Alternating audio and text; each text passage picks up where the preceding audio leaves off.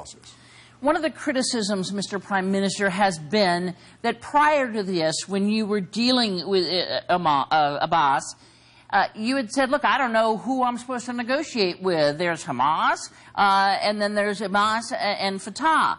So now there's a unity government, and you still don't want to talk to them. So there's criticism here that this was an excuse for you to walk away. Sorry, Candy. Whoa.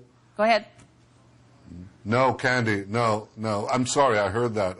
I hear people write that up, but in fact, it's the very opposite.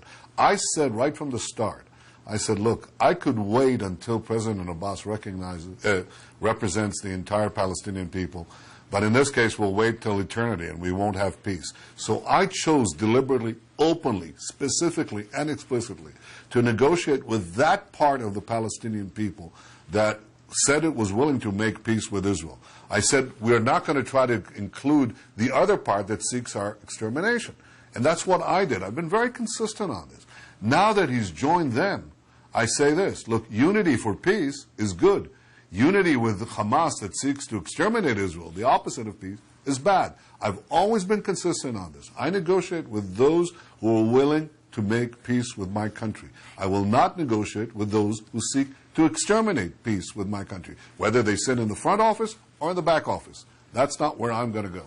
So, as I understand you, what you're saying is, first, for me to come back to the table in any way, shape, or form, Hamas or a top representative of Hamas would have to renounce violence and recognize Israel, or Abbas will have to not have a unity government. Is that how I read you? I think that's a fair summation. Either Hamas disavows the destruction of Israel and embraces peace and denounces terror, or President Abbas renounces Hamas. If one of those things happen, then we can get back to the peace negotiations. I hope that he renounces Hamas. I hope that he gets back to the peace table, as I've just said.